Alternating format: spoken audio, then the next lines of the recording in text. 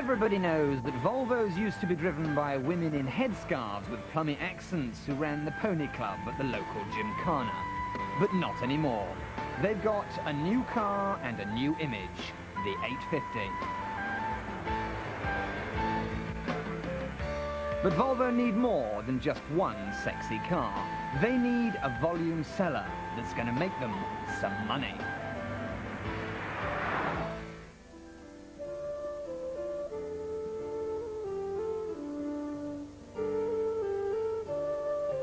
And now they've got it. Two cars that will hopefully bury their stodgy image forever. The S40 and V40. S stands for saloon and V for versatile, or estate to you and me. The first Volvos that don't look like they've been styled with a set square. They may share the same floor pan as the dull Mitsubishi Charisma, but that's where the similarity ends. This is the field where hundreds of people are. And remarkably for a Volvo, these two are in great danger of looking dead trendy. Now you might think that this radical change in direction is a big risk. But Volvo don't. They reckon that out there's a whole new market. They're called affluent progressives, a new breed of sophisticated buyer for the new age 90s. They're youngish, well-heeled, intelligent, informed and socially responsible. They're not into brash and flash. They're tired of the traditional 80s motoring stereotype. What they want is quiet quality and understatement. The sort of people who have income protection policies and lead healthy, wholesome lives. And if Volvo are right that this new breed of buyer isn't interested in appearing to be top dog, that's just as well. Because they've got a hard job. They're up against the Audi A4, the Saab 900 and BMW 3 Series. A market that demands quality, safety, long life and above all, driving appeal. This place is holy and this place is empty. Volvo cracked the safety and reliability bit years ago, but from behind the wheel they've always felt a touch steady. But not these two.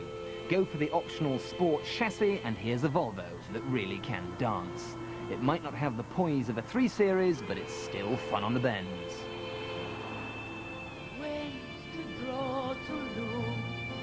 Volvo literally have staked everything on these two cars, and if they don't succeed, they will be in deep doo-doos, which is why they've made them such a convincing package. You've got a choice of 3 engines, a 1.8, a 2-litre and a 1.9 diesel coming next year.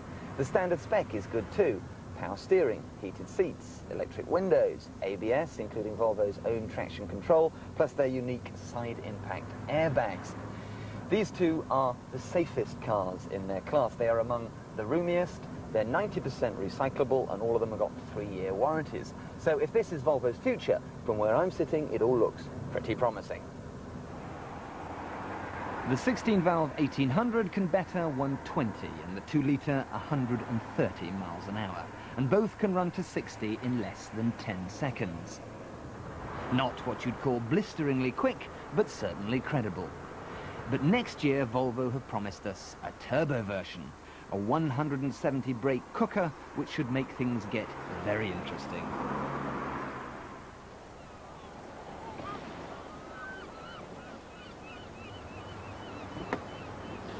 And they've made a big effort with the interior too.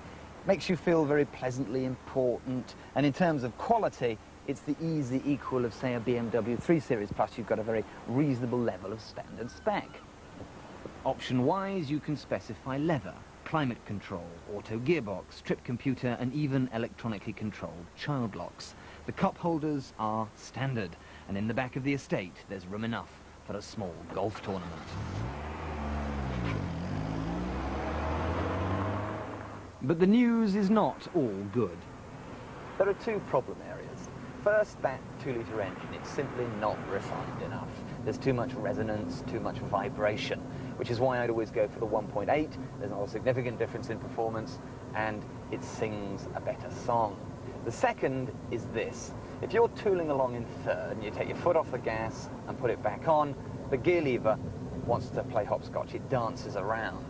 It's not going to break, but it does spoil that otherwise quite convincing whiff of quality. Which is a shame, because Volvo have tried terribly hard with these two, and in some respects they've succeeded. Showroom prices will be between £13,500 and £18,000, so they're solid value and around 10% less than the competition. They might not get to the beach before the Germans, but they'll get there an awful lot quicker than that old clunker, the Volvo 400. But best of all, in a market segment crammed with clichés, the S40 and V40 at last offer something really different.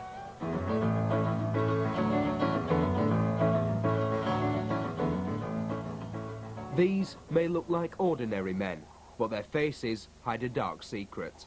At a glance, there is nothing to give away the extraordinary disease that has changed the very fabric of their existence. Marriages, jobs and social lives have all been blighted. Only their cars offer a clue to their condition, for these men suffer from the worst auto-related illness known to man, escortosis. But what exactly is escortosis? We asked an expert. Oh yes, escortosis, a strange and terrible disease affecting literally thousands throughout Britain. The symptoms are easy to recognise. An obsession with Ford's small rear-wheel drive family car of the 1960s and 1970s.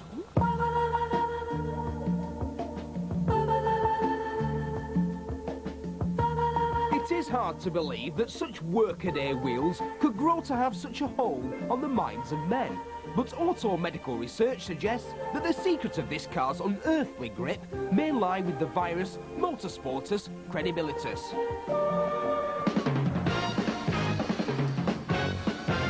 And there's a mountain of evidence to support this theory. From the late 60s to the start of the 80s, the Escort was a formidable force in motorsport, in the hands of men like Michele and Roger Clark, who threw the car to victory in rallies all over the world. This was a time when men wore their t-shirts tight, their sideburns wide, and their hair was kept in place with Cossack hairspray. In short, they were cool as hell. So it's not surprising that it's the sporting cars that have caused more cases of escortosis than any other. The appeal is a blend of rally-born cred and Starsky & Hutch chic, topped off with four-spoke alloys, fishnet Recaro seats, and any colour as long as it's day glow. They're as 70s as the Fonzie's whip and as subtle as Roy Wood's wardrobe.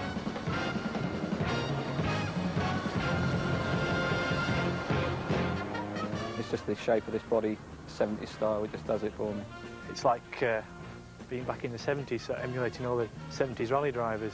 It's hard work. I mean, you drive a normal car and then you drive that, and those wide wheels, it's like a big fright to get it round the bends, but it's part of the fun, really.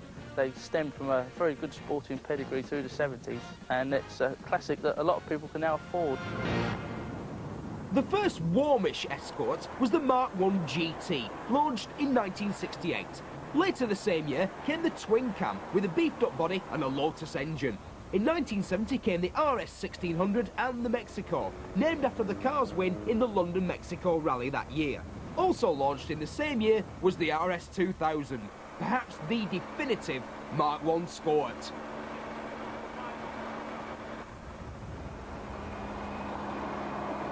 In 1975, along came the squared-off Mark II.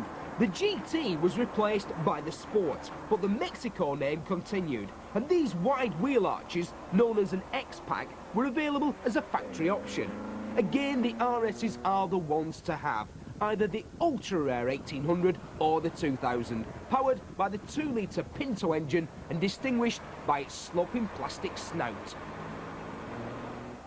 But even today, few owners can resist the urge to tweak, and a huge industry has grown up to service the escortosis sufferer. There are suspension stiffening strut braces, race-style roll cages for the over-enthusiastic, and a huge range of hot camshafts and big carburettors. But for a few, this just isn't enough. Some people, most of them called Jerry Lee, believe that a Ford ain't worth diddly if it ain't got a V8. Now, Ford never saw a good reason to stick such a monstrous motor in the Escort, but inevitably, someone has. A 3.6-litre Rover V8 to be precise. But why? I started off many years ago rallying, which was with the Escorts, so I've got a long line of history with Escorts. I've done many cars up since then, but I found the estate one day, a friend of mine owned it. It just appealed to me to do something different to an Escort, especially in the estate. Normally you see the saloons all done up on their X-Packs in the Wildwood Arches and things, but estates, very rare. And it certainly is rare to find one as quick as this. How many estate cars do you know that can do a standing quarter in 14 seconds? Exactly. So is this the fastest Escort ever? No. Because this is. Paul Bailey built this Cosworth turbo-engine beast for racing and geared it to do 175 miles an hour. The car started off as my road car, a very nice road car. I decided to go racing in it in '91 and turn it into this monster that it is today. It's best described as an overgrown kart. I used to race karts when I was younger, and it's exactly the same. Tons of oversteer. You can spin the wheels in any gear. Not surprising with 560 horsepower to play with, making this the worst case of Escort horses ever.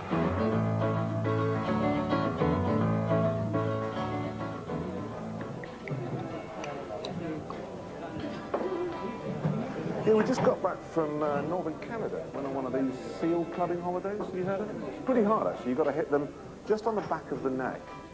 Otherwise, it all goes wrong, and they live, and they're wounded. It's awful. Anyway, when I got back, I joined the National Front, but I don't really have that much time to give to them, because obviously I work in the car industry. What?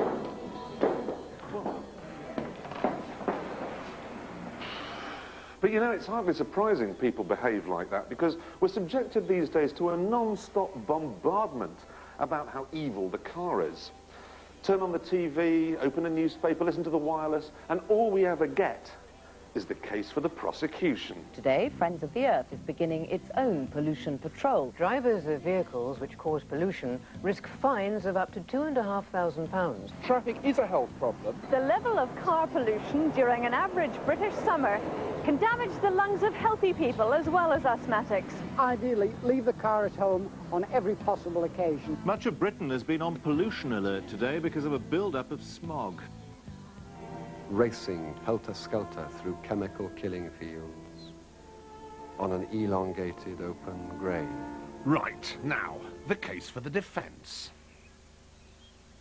They say that more roads means more traffic.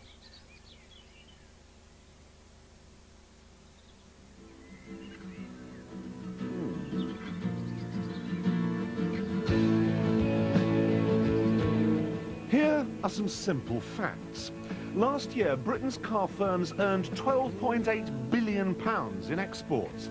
800,000 people work in the British car industry, making them and flogging them and mending them when they go wrong. 10% of ITV's revenue comes from car advertising. No cars, no Coronation Street. And no Top Gear either. There are 133 car magazines, a myriad of car accessory firms, race teams, car washers, garage attendants, driving instructors. No cars, no roads. No roads, a severely battered construction industry. But wait, here comes an environmentalist waving his arms about, saying he doesn't care. We're all going to be choked to death by the fumes. The ice cap will melt. Everyone in Holland will drown. Oh, no. Shut up. In a polluted city like Los Angeles, the gases coming out of this Porsche's exhaust are cleaner than the air going into its engine. And how about this? One modern Fiesta produces less toxic nonsense than 20 old ones.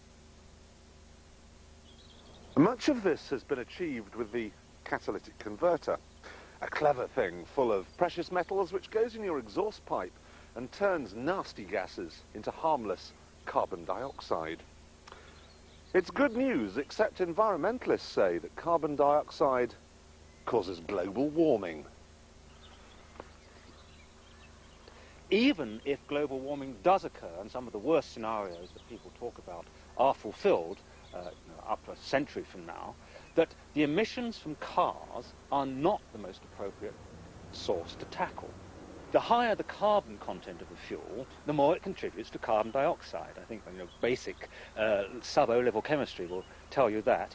And in particular, the most difficult fuel in that respect is coal.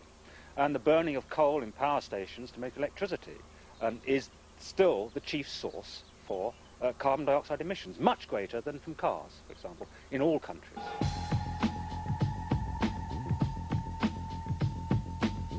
Cars are not the principal source of carbon dioxide. A poorly insulated house emits much more carbon dioxide in a year than an average car driven over an average distance.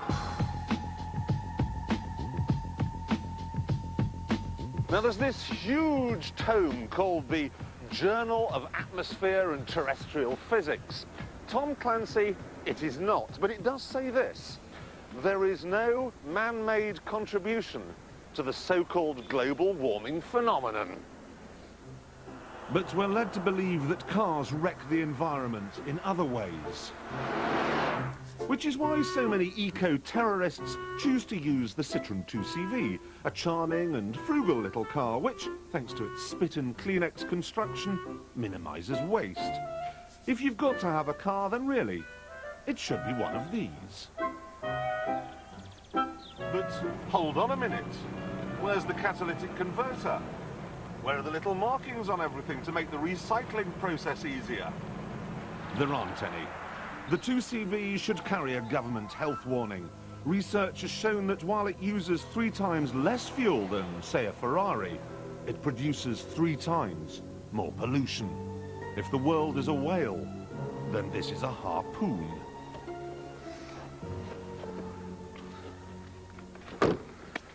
So, if the Citroën 2CV is all wrong, what should you have? Well, start saving, because you need one of these. A Mercedes SL.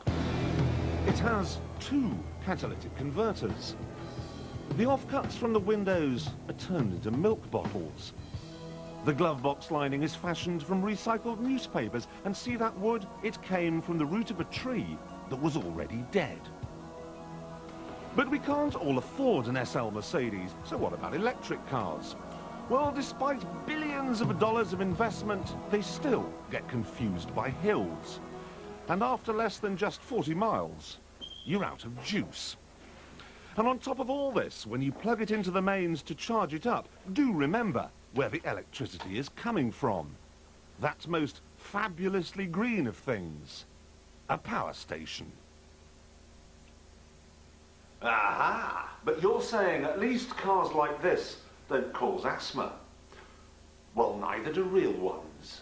In this country, the principal cause of asthma is indoor air pollution, especially at night in the bedroom, and the main cause of that is the house dust mite. And until we do something about that, we'll do nothing about asthma incidents.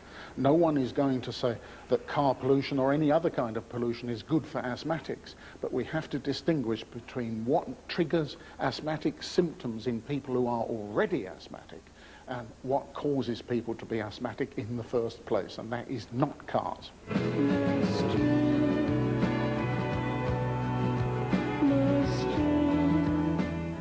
Cars do still pollute the air, of course, but even though there are now 25 million of them in Britain, things are getting better. Cars are getting a lot cleaner now. In the last 35 years, sulphur emissions have fallen tenfold, and emissions of lead have fallen by 2/3. And the improvements are going to keep on coming. All the old cars, the real planet killers, are being scrapped. Pretty soon, every car on the road will be a recyclable, cat-equipped tree hugger. There is still the problem of PM10s, though. These airborne particles carry toxins into your lungs and, say the doommongers, kill 3 people a week in a city like Birmingham.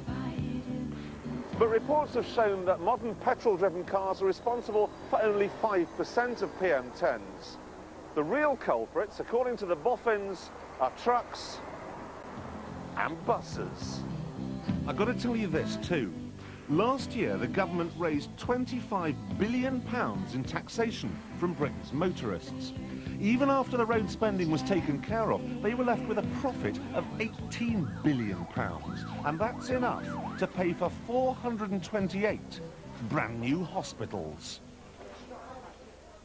On that basis, cars, frankly, are a social service.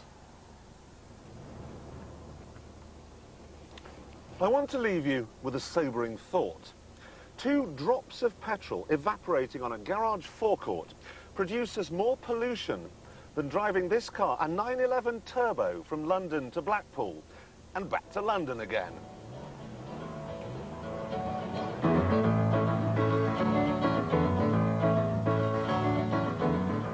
The snow-covered mountains of Switzerland are behind me. In front of me, the best the world's car manufacturers can offer. Welcome to the Geneva Motor Show.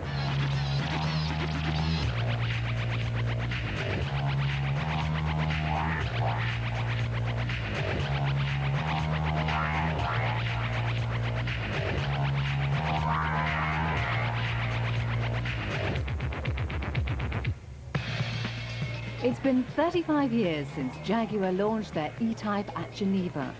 And now the wraps are coming off its spiritual successor. The XK8 replaces the aging XJS, and while that car's unusual lines provoked a mixed reaction when it was launched, this car, seen here in coupe form, has proved quite a hit. What do you think the Dutch will think of it? Zeer indrukwekkend. And what does that mean? Very impressive. C'est une très belle Jaguar. The car is molto bella. Oh, in Canada, we love convertibles. About 4 out of 5 of these cars will be convertibles, and it'll be a success there, no question about it. Only one doubt was left hanging in the air. The front of it, very sort of retro, very E-type-y, but I have to say that the rest of it looks like a sort of next generation DB7. Might not ever never work in this town again, but yeah, I think so. Both the coupe and a convertible will be on sale by October, fitted with Ford's 4-litre 32-valve V8. Jaguar are still describing the car as a design study, so they've yet to decide where to put the number plate or let anyone get a really close look at that interior.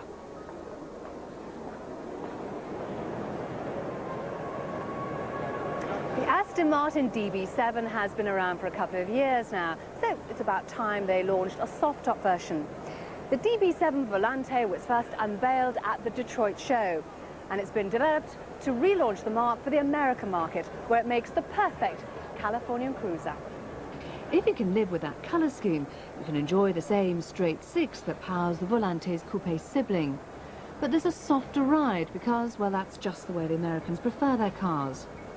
It won't be available in Europe until the autumn. That'll give you time to save up for the sunbed sessions and the £84,000 asking price.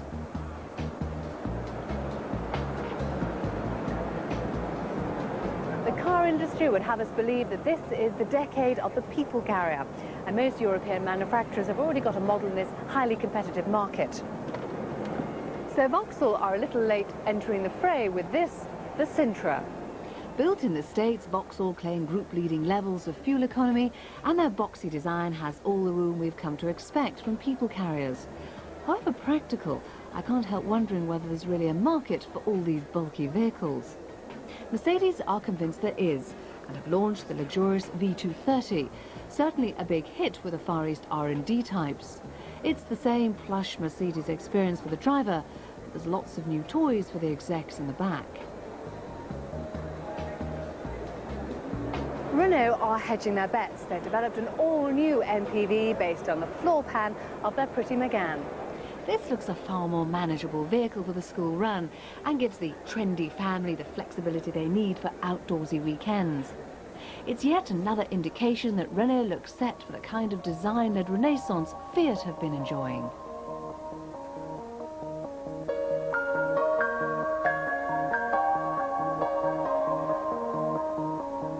A few surprises at the Geneva Motor Show. This year, a little-known Italian businessman has announced plans to relaunch the little-known Escort Fraschini.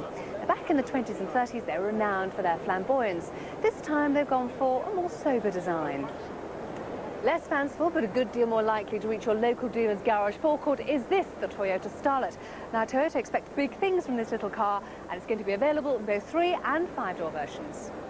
It might look mundane, but with its new 1.3-litre 16-valve engine, brisk performance is promised. Last year, the MGF provided the glamour. This year, it's an Audi.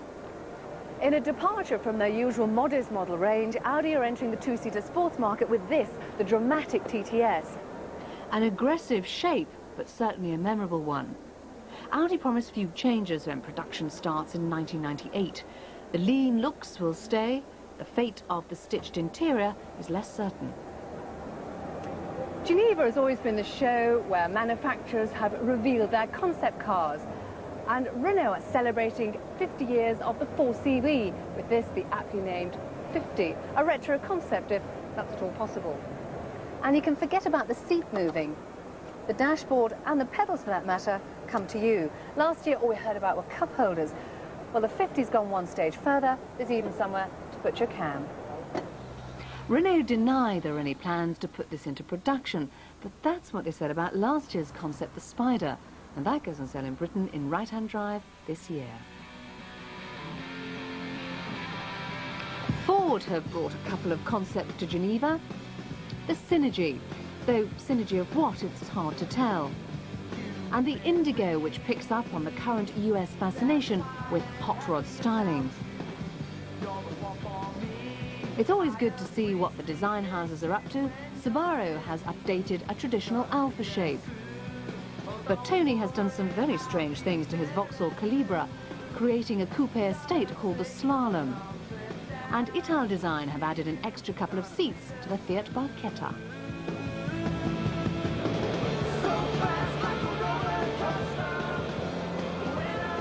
Well, that's it from down there and up here. A view of the present and a vision of the future from Geneva. Next week, the cutting edge of motorsport, wrecking 2 cars at once. The car that thinks it's a Healy. And how to get lost in style with a computerized map.